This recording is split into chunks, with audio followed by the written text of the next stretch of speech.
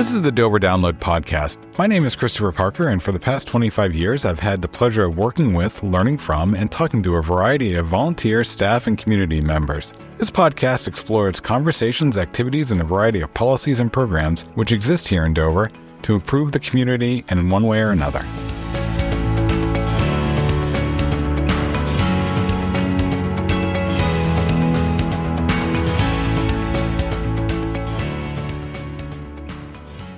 Each season of the Dover Download Podcast, we have a special theme somewhere in the mix. A couple of years ago, we talked to previous city council members, and we talked to previous school board members, previous planning board members, and most recently, we learned about the history of the Cocheco waterfront. This season, we're going to focus on nonprofits that do work primarily in Dover, but also in the Seacoast area. Leading us off on this conversation is Betsey Parker, the director of the Community Action Program of Stratford County. Betsey, how are you? I'm fine. Thanks for having me.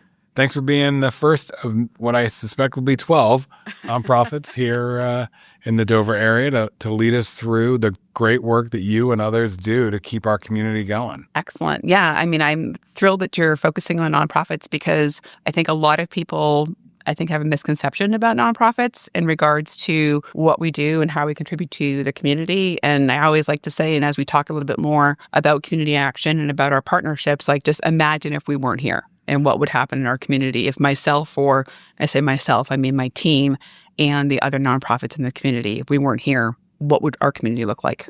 You know, the word partnership, I think, is the principal word there, because I was thinking of it as like a net, not a safety net, but a baseline net that everyone can benefit from. But I think the partnership word really strengthens that you give and take, that you are supporting folks and people are supporting you. Yeah, absolutely. So, if you've been around Dover for a long time or even knew the work of community action, which started back with Lyndon B. Johnson and the war on poverty, our CAP, and we call it CAP. So you probably hear it intermixed with a CAP program or lots of different things.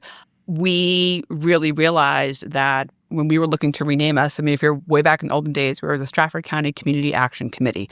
Who knew what that? And everyone just called us CAP. Yeah. And so when I came on, I'd been actually with the organization for 15 years. And about 2 years in, I said, this is kind of crazy. Everyone calls us CAP. So we actually renamed and did a big, rebranding to change our planning. And the board and the team specifically chose partnership, not program, because we don't do this alone. Everything we do is not single-handedly. It's always in conjunction either with a vendor, the clients, or a partner like the City of Dover, for example. So it's really much to the chagrin, unfortunately, of community partners, who is a great partner of ours. So there is a little bit of back and forth between the two things, but just call us CAP and we'll be there. The framework that you were created through, you mentioned the LBJ administration, that framework created not just you, but others throughout the state, correct? Absolutely. So again, if you're familiar with history and the war on poverty, and so LBJ created, community action was one of the works, one of the agencies or programs, Peace Corps, which I'm an alumni of as well. And it really was focusing on poverty. There's 1,000 community action agencies across the country. There's 5 here in the state of New Hampshire. And so no matter where you look, there's going to be a CAP program. And I think what people don't realize is these community action programs are running services or outreach that you don't associate with community action. So for example, we're doing fuel assistance. People here are fuel assistance. Our weatherization work, that right there is a really big project. We've partnered with all of the housing authorities in our area with part of their RAD programs to help weatherize and be energy efficient. Our Head Start program, which has also been around since the War of Poverty. We have always been the Head Start program here in Stratford County, for which, again, we partner with the school districts here in Dover. So again, we're identifying and helping families. Think about the number of kids. I'm sure there's someone out there who remembers they couldn't really see until they got to school and had that vision test. So it's a lot of things that we do too with our Head Start programs is help identify and get those things geared up and get kids kindergarten ready. So they're coming into our school program. But little known fact that people don't understand about CAP is we also distribute all the commodity food in the area. So we partner with the town of Barrington with our 24 soup kitchens, food pantries, shelters to do all like over 80,000 pounds of food every month. Oh, the shelter. We have a shelter in Rochester. I have 3 senior housing developments, another couple housing complexes. I mean, we're really, really vast and complex. Right. But that's all done with partners with everyone else. And so that's what CAP looked like across the country.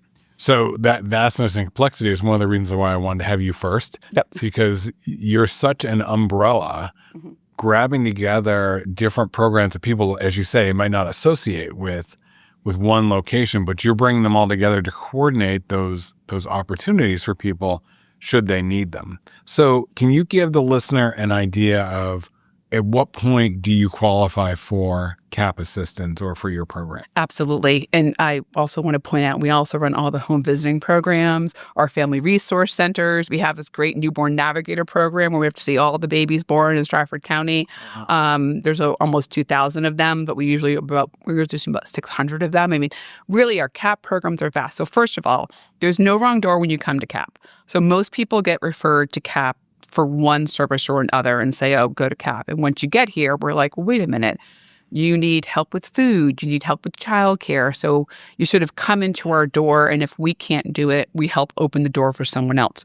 So we have a great relationship with your municipal welfare. We have a great relationship over here as well with your police department and your social workers here. Typically, the programs are based on the federal poverty rate. Yep. And they vary from program to program. So I'm going to throw some words out like 200% of the federal poverty rate for some programs. It's 80% the area median for fuel assistance.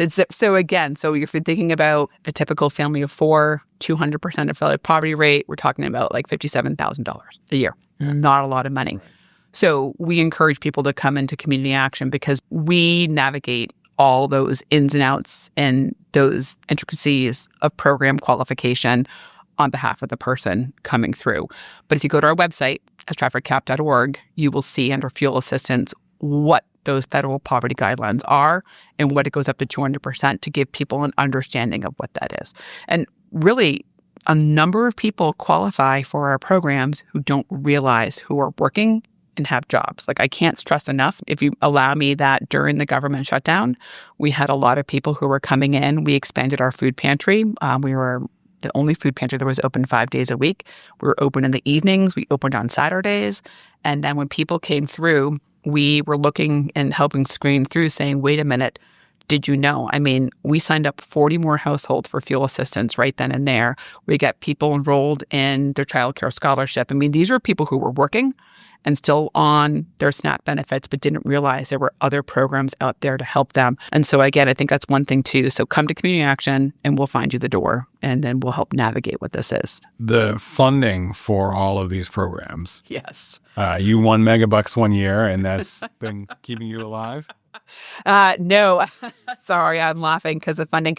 People will look at our 990 and say, wow, you guys have a lot of money. I mean, look, 84% of my funding for my programs were just under $20 million a year. So think about that, is from federal funding, direct to us or direct pass through to the state. Of that, I have to raise 25 to 30% on top of that to match my federal funding. So, and then we have other programs that just need funding in general. So usually in a given year, we're out there beating the bushes for donations for up to $3 million a year on top of that to leverage our federal funding. So it's really it's really critical for us when we get support from donors, foundations. City of Dover again partners with weatherization and leverages that money with us. It's really, really great, and we're able to make things last. But there are always restrictions of what you can and cannot do. I mean, my biggest one I say is like with USDA, which does all of our summer meals programs, our after-school feeding programs, childcare, and Head Start programs. Like, you can't put M&Ms in your breakfast bars. There's all those kind of restrictions and those things. So, but yeah, about $3 million a year on top of what our funding is in order to keep our federal funding. I'm going to guess that we've known each other for 22 years. Yep. Somewhere around there. Mm-hmm. And I'm curious, before my curiosity, I'll make a statement, which is you are the perfect person for your role. Oh, thank you. You are one of the most organized people. You are vision driven. You're very passionate, but you also are cut and dry. Like, you're not going to sugarcoat things or bait and switch things. You say things as they are, but you don't let those negatives, if there are any, hold you back. It's just one more obstacle to overcome. Right. How did you get there? Well, first of all, I think the work of community action and our team is that we are privileged to be in the position of power, which, again, we have these jobs and we hold the funding keys. We are helping to be that voice for people. So we should be telling the truth. We should be using the data to tell our stories, and we should be the advocates in those things. And a lot of times, like, those things are really hard for some people to hear out in their community. Looking at the fact, like, we do a lot with unsheltered people, and having this work, it's hard to get up every single day sometimes and see the negative stuff that comes through. But we are really using our data to show how there is progress, how when we partner and do things, like, it's there. And I say to my team, if you tell the truth will always win. If you advocate for the people and tell their stories, like, this is how we will make a difference in those things. So when I first started, we had a very small housing and homeless program. And right now we run the statewide domestic violence court at entry, the human trafficking program. We run the shelter, the Home for Now shelter. We do the coordinated outreach and street outreach for Rockingham County, Stratford County. I mean, our work has stood. And by telling the truth and using the data and standing up for sometimes those hard things, it's gotten us to where we are today. So it's hard. It's hard. What were you doing before this work? Right before this job? Yeah. No, before this podcast. Before this podcast. When I say this, people always laugh. So I was a certified bioterrorism coordinator with a company called URS and EG&G. And so previous to that, I worked for the Red Cross here. And I really got into the bioterrorism work after 9/11, because I was at 9/11 at Red Cross during 9/11. My background is a master's in public health with epidemiology and social behavior. And for some reason, I really liked working with emergency management and towns and communities about their disaster preparedness. It was really great.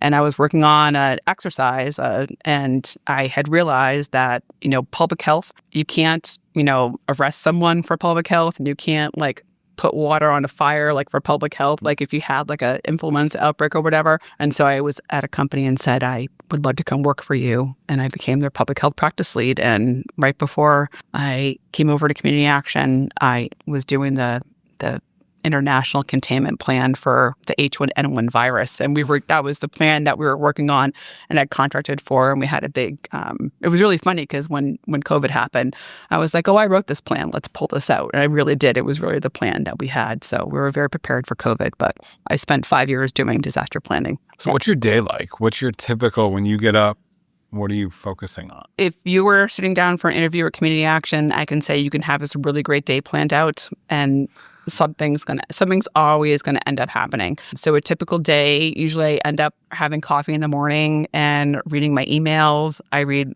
a couple different papers for the headlines and those things just to see what's happening. Part of my job is to monitor what's happening with the political scene. So again, lots was happening with our housing programs. So every day I would wake up to see if we still had funding and what was going to happen with that. I usually have 1 to 5 meetings a week outside of the office, meeting with community partners, foundations, things like that. That will take me out. I'm on a couple different boards that also keep me a little busy, but also as part of my job, very connected into what's happening in the community. But a given day, I've got a couple grants that are due, actually, and some reports. So you'll see some reporting. I think the other day we had, unfortunately, the flu kind of tore through, like many people in offices. It's the season. It's the season for it. So we may be putting on our jackets and going out the door and helping when we get our, we do a thing called Fresh Rescue from our local Hannafords and those things. So I'll go out and help unload that. I've been known to go sit at the front desk a couple times if, people need a break or those things. But it really just depends on the day. But I think people think I'm in a lot of meetings or they see me heading out the door, but I'm usually going out to go meet with someone. And there's oftentimes evening meetings as well that happen. So one of my favorite things to do in the late fall is actually go to all the towns when we do town requests and funding. I love going to those meetings and connecting back in with the towns and talking about our great team and things. So it depends. So you plan for one thing, yep, and everything happens. And I've shoveled walkways. I've done different things. So it just all depends, like whatever's needed. So the title of the organization includes Stratford County. Correct. Are you limited to Stratford County? I know some agencies that might be the basics, but they're not limited in that scope. Are you, by charter, limited to the communities in Stratford County? We're usually doing Greater Stratford County, and it depends on the program. So it depends. So most of our housing programs, like our actual senior housing we have, is limited to Stratford County. Our fuel assistance program, Head Start, just Stratford County. But the way that the state and feds are distributing money, it's growing bigger. So again, for example, our street outreach, we actually now cover Rockingham County and we cover Stratford County. So I have 2 staff people who do that. Our domestic violence and human trafficking coordinated entry housing programs, that's statewide and those things. So it just depends on what it is, but we primarily stick into our county.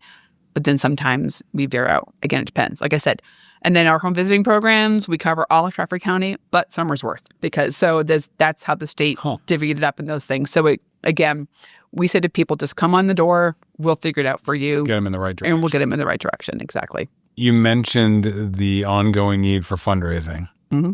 I assume there's an ongoing need for volunteers and for boots on the ground as well. Absolutely. How can someone get involved if they hear this and they want to provide a service or be part of the mission? Yeah. So if you look at stratfordcap.org, we have a whole volunteer section, a thing called Volunteer Hub with lots of volunteer opportunities. And things that we're looking for here in the new year, since I'm kicking off this podcast, is we are looking for restaurants to donate meals once a week. We are looking for a Wednesday distribution, that or for people to be able to pay for, like having subs come from someplace. We really do appreciate people wanting to like make food and do things, but we have to, again, government, hereby serve safe, right, regulations and those kind of things. The flu is one thing, stomach flu is not. The stomach flu, norovirus, all those kind of things. We always are looking for folks to help with our food pantry and our outreach, doing our fresh rescue. We have outlet sites in Farmington and Rochester for folks to go to as well. If you love reading to little kids, we love and we're looking for some consistent volunteers to just read stories in our Head Start program. And the other thing is people want like big groups to come through in the springtime. We have like spring cleanup. We have painting for rooms. We have projects and things that come through. So it just depends. So look on Volunteer Hub. Lastly, want to make sure people know where you are. Your offices primarily are here in Dover, but you mentioned Farmington and Rochester outlets. Are there other locations that you're in? Yep. So our primary building is right here on Central Avenue, 577 Central Avenue. And then we have a childcare and Head Start, and we'll be having an outreach office in Farmington, up off of Main Street. If you're going into downtown Farmington Children's Center is our big facility right there. We have been located at the Rochester Community Center. So if you go down, I can't describe it, like halfway down the hall between the arts and the gym, you'll find our Head Start as well as our Family Resource Center there. Like that's a big thing right now. We have one in Dover, in Central Ave, and over in Rochester. Those Family Resource Centers are amazing. They have lots of my favorite programs called PASTA, Parenting a Second Time Around. We have lots of kinship care and grandparents and aunts and uncles who are doing that kinship care for their families. So again, offering just places to come together and connect, have a cup of coffee and sort of commiserate and also learn different things. Yep. Cold Spring Manors over in Rochester as well. That's kind of located off of Brock Street. And then we are in the middle of purchasing the property off of Wakefield Street and putting in an office over there for outreach. So we're everywhere. You are. Yeah. You are, which is good because there's clearly need and there's clearly the need to be in multiple spots. So it's not all centralized. Yeah, absolutely. And we're really working on 15 years ago, it was all on paper, but there's really been a real shift, both with people having capacity and capability. I mean, everyone now has a smartphone. 15 years ago, we had flip phones. So really, we're working on of trying to meet needs for not just the clients, but think about the number of people who are trying to help a parent or a family member and they're out of state to get things uploaded. So we're really working on that as well to be able to do things electronically. And our website has a wealth of information on it too. It does. It's a great resource for people wanting to learn about your mission, to learn about volunteer opportunities, and to learn about how to donate if they want to donate funding as well. Absolutely. You can donate once or you can donate every month. We can figure out a way for you to get there. And we also have corporate opportunities as well. If you want to do a corporate sponsorship and do something a little bit bigger, we got some stuff for you. And we always have a golf tournament as well in the fall. So if you're a golfer, I know we compete with lots of golf tournaments, but we're a really fun time and we'd love to have people come out and golf because it's all for obviously a good cause. Is there an archive of short videos of you dancing? There definitely is an archive of videos of me dancing, and there's a huge, huge demand for a new video. And I am really, really trying to figure out how to dance my way down. If I do, I have to figure out my new favorite stores of what to do and those things. But yes, we're trying to figure it out and find a good song. I think I have a good song for it. But yeah, nothing will top that one. Only, Chris, will you be in the video? We'll have the entire, yes. Oh. Yeah, look at him. He's like, no. We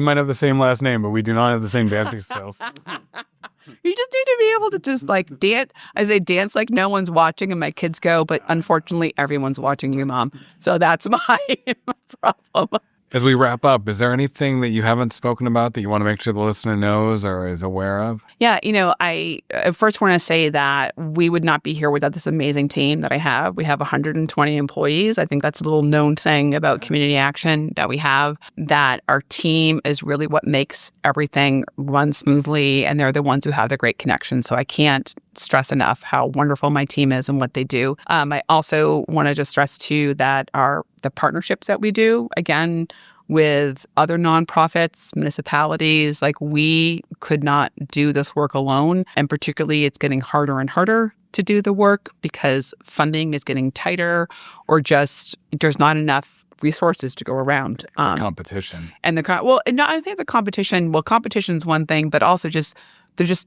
really truthfully, we're looking at there is not enough resources to meet the demand of what we have.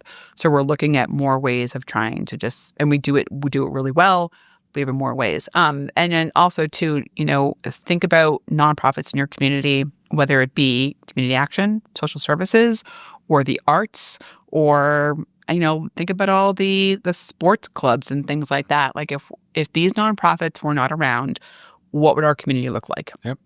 And how would our community thrive? The things that make community are oftentimes the nonprofits that are there and partnering with cities and residents for that. So I just say to people, it's one thing to say a nonprofit's doing whatever, but without us, our community would look very, very different. So I really thank everyone who supports us and supports my partners. And thank you for having me here today.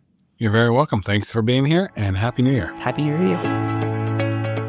Dover has a wealth of history in its over 400 years of existence. Coming up, Mike Gillis is going to share some of that history with us. This week in 1925, Dover gathered at City Hall for one of the most anticipated civic rituals of the year, the formal inauguration of its newly elected city officials.